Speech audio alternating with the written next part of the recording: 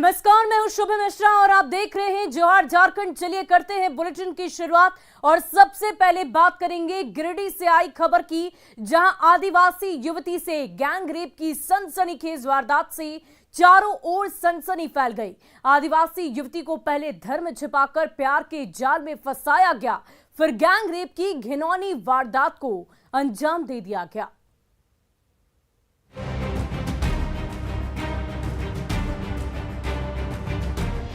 Facebook दोस्ती और gang rape, आदिवासी युवती से घिनौनी वारदात, धर्म छिपाकर प्यार के जाल में फंसाया, हिंदू बताकर युवती से किया प्यार, शादी का झांसा देकर गैंग रेप। गिरिडीह में आदिवासी युवती से गैंग रेप की वारदात से सनसनी फैल गई। युवती से 3 लड़कों ने गैंग रेप की वारदात को अंजाम दिया। युवती को लड़कों ने झांसा देकर बुलाया और फिर प्रेमी सहित तीनों ने दुष्कर्म की घिनौनी वारदात को अंजाम दिया। आदिवासी युवती ने प्रेमी समेत एक ही संप्रदाय के 3 युवकों पर दुष्कर्म का आरोप लगाया है। पूरा मामला तीसरी थाना क्षेत्र का है। युवती ने थाने में जो आवेदन दिया है वो बेहद चौंकाने वाला है। युवती ने प्यार के बाद शादी का झांसा देकर साजिद अंसारी और उसके दोस्तों के खिलाफ गैंग रेप का FIR दर्ज करवाया है। युवती का कहना है कि फेसबुक के जरिए उसका आरोपी से परिचय हुआ। परिचय के बाद दोनों में प्यार हुआ, फिर व्हाट्सएप में दोनों के बीच हर दिन बात होने लगी। आरोपी ने बातचीत में उसे बुलाकर पारसनाथ ले गया और वहां भी बहला फुसलाकर शारीरिक संबंध बनाया। तीसरी बार कबूतरी पहाड़ के पास उसने फोन पर बुलाया। आरोपी ने कहा कि 24 जून को मिलने आओ, शादी करनी है। जब युवती कबूतरी पहाड़ी के पास गई तो साजिद ने अपने दोस्त मोहम्मद इरफान और मोहम्मद नरसुल्ला के साथ गैंग रेप की वारदात को अंजाम दिया। पीड़िता का कहना है कि साजिद खुद को हिंदू बताता था, यही वजह है कि वो उसके प्रेम जाल में फंस गई। बाद में पता चला कि साजिद अपनी पहचान छिपा रहा है। पुलिस पूरे मामले की तफ्तीश में जुट गई है, लेकिन फेसबुक से दोस्ती और धर्म छिपाकर दोस्ती के बाद गैंग रेप की इस वारदात के बाद पूरे इलाके में सनसनी फैल गई है। न्यूज़ 18 के लिए गिरिडीह से एजाज अहमद की रिपोर्ट। वहीं झारखंड में किसानों के साथ बड़ा धोखा हो रहा है। गुमला और गढ़वा में नकली खाद और बीज बनाने का पर्दाफाश हुआ। अन्नदाता के साथ खुलेआम दगाबाजी की जा रही है। नकली खाद और बीज बरामद होने के बाद किसान आक्रोशित हैं। किसानों के साथ बड़ा धोखा, नकली खाद का गोरख धंधा, नकली बीज का पर्दाफाश, अन्नदाता से दगाबाजी क्यों?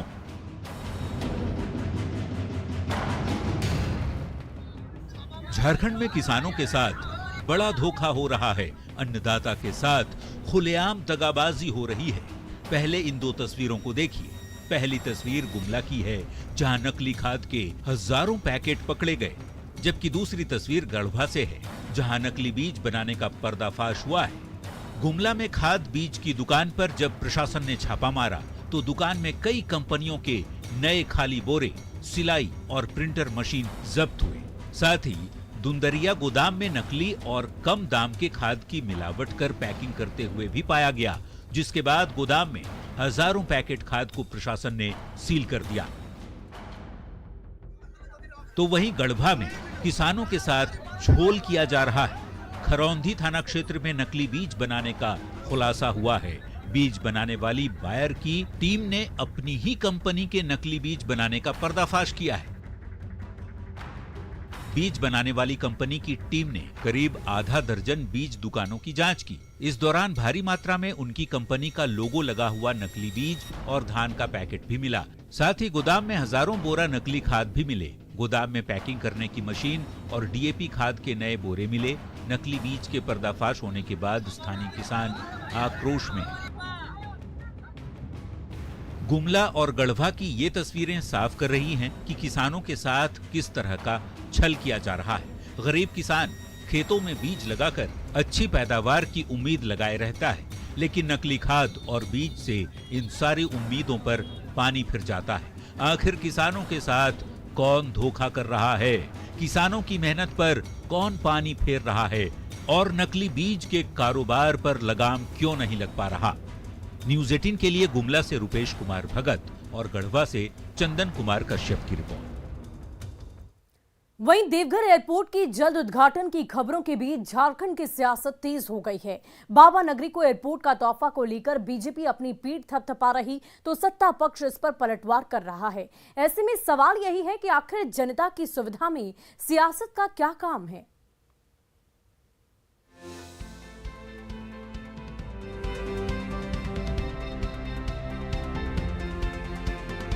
बाबा नगरी से हवाई सेवा जल्द शुरू होने वाली है। ये सुखद संदेश सबसे पहले न्यूज़ 18 ने ही दर्शकों तक पहुंचाया था। देवघर एयरपोर्ट की शुरुआत 12 जुलाई को प्रधानमंत्री नरेंद्र मोदी के हाथों होना है। फ्लाइट की ऑनलाइन बुकिंग भी शुरू हो चुकी है। ऐसे में हवाई सेवा का ये तोहफा केवल देवघर के लिए ही नहीं बल्कि पूरे संथाल परगना के साथ ही सीमावर्ती बिहार के जिलों को भी मिलने वाला है। देवघर एयरपोर्ट शुरू हो जाने से अब जो है देश के किसी भी कोने में जाने के लिए बहुत ही आसानी होगी। साथ साथ श्रद्धालुओं को आने जाने के लिए दिक्कतों का सामना नहीं करना पड़ेगा। लेकिन देवघर एयरपोर्ट की तैयारियों के बीच सियासत भी जमकर हो रही है। एयरपोर्ट की श्रेय लेने की होड़ पार्टियों के बीच लगी है। बीजेपी ने दावा किया है कि पिछली डबल इंजन की सरकार के चलते ही एयरपोर्ट का सपना साकार हो सका। संभव इसलिए हुआ कि केंद्र में मोदी जी के नेतृत्व में सरकार थी, अन्यथा 70 सालों में तो कांग्रेस के सरकार में सब नहीं हुआ। तो वहीं इस मुद्दे पर सत्ता पक्ष ने पलटवार करते हुए कहा है कि विपरीत स्थिति में भी हेमंत सरकार ने ही देवघर एयरपोर्ट का सपना पूरा किया है और बीजेपी इसका श्रेय लेने की होड़ न करे। विपरीत परिस्थितियों में भी एयरपोर्ट के निर्माण कार्य में बाधा उत्पन्न न हो। जमीन की बात थी, सड़क अप्रोच रोड की बात थी, चाहे जो भी अंशदान उसमें राज्य सरकार की तरफ से हो सकता था, हर संभव मदद। इसमें क्रेडिट लेने की क्या बात है? राज्य सरकार ने अपना काम किया, केंद्र सरकार अपना काम कर रही है। होर्डिंग, कटिंग, अखबार, सारे कुछ में इन लोगों का क्रेडिट जाएगा। क्रेडिट इसलिए जाएगा कि जनता की गाढ़ी कमाई से तो इनको मतलब है नहीं। एयरपोर्ट को लेकर जारी सियासत के बीच सवाल यही कि आखिर यात्री सुविधा के नाम पर नेता क्यों राजनीति को हवा दे रहे हैं, क्यों विकास के काम को लेकर अपनी अपनी पीठ थपथपाई जा रही है। ऐसे बयानों से जरूरी है आम जनता की सुविधाएं बढ़े, लोगों की सहूलियत में इजाफा हो। सियासत तो खैर दूर दूर तक नहीं होनी चाहिए। न्यूज़ 18 के लिए देवघर से मनीष दुबे की रिपोर्ट। वहीं झारखंड में जिस नई उत्पाद नीति पर सवाल उठाए जा रहे थे, आज वही नीति सरकार का खजाना भर रही। कम से कम मई और जून के रेवेन्यू का आंकड़ा तो यही दर्शा रहा। देखिए न्यूज़ 18 की ये खास रिपोर्ट।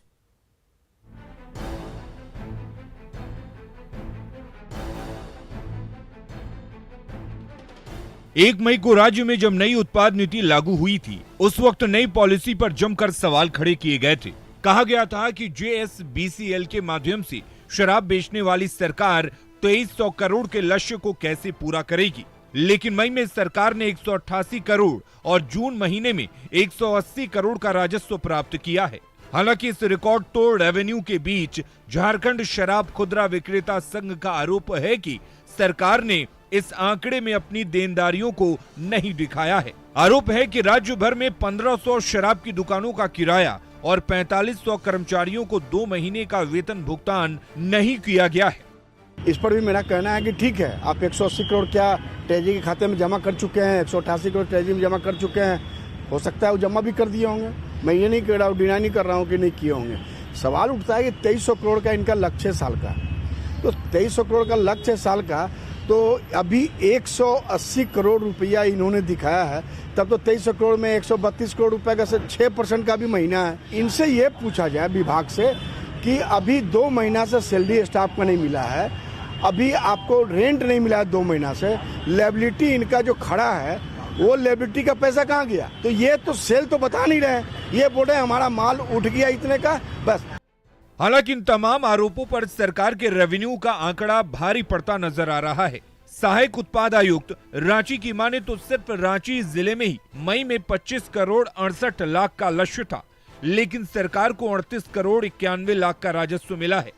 सभी देनदारियों को देखते हुए जितना भी देनदारी है उसका माइनस करते हुए नेट सरकार का इनकम जैसे रांची जिला का है 107% है दोनों, जबकि अप्रैल माह में हम लोग उतना अच्छा काम नहीं कर पाए थे, दुकानें नहीं खुल पाई थी।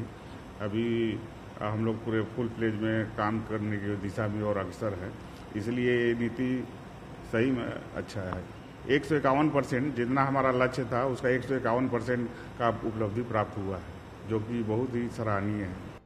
पूरे झारखंड में रेवेन्यू का आंकड़ा जिस तरीके से रिकॉर्ड तोड़ रहा है उससे अधिकारी भी खासे उत्साहित हैं। JSBCL के प्रबंध निदेशक और उत्पाद आयुक्त बताते हैं कि नई पॉलिसी बेहतर तरीके से काम कर रही है।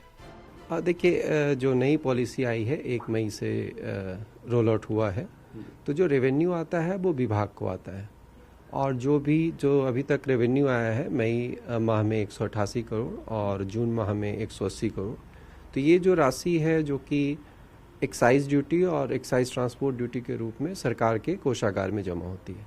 बाकी जो देनदारी और जो रनिंग एक्सपेंडिचर्स है तो वो JSBCL को करना होता है, और JSBCL अपने प्रॉफिट मार्जिन से करता है, तो देनदारी की कोई भी लायबिलिटी विभाग के ऊपर नहीं होती है। नई उत्पाद नीति का सुरूर ऐसा चढ़ा है कि शराब का नशा भी छोटा पड़ गया है। कम से कम मई और जून के आंकड़े जो हैं रेवेन्यू के यही बता रहे हैं।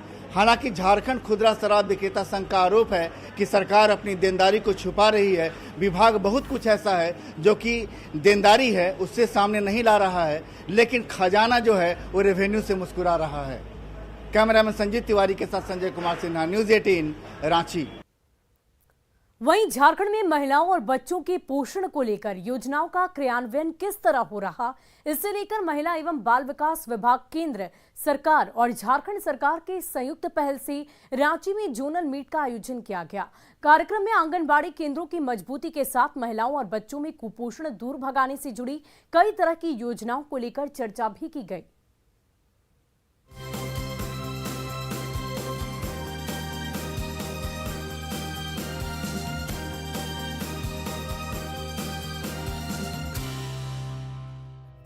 केंद्र की मोदी सरकार के 8 साल पूरे होने पर देश के सभी राज्यों में महिला एवं बाल विकास के क्षेत्र में किए गए कार्यों की समीक्षा की जा रही है।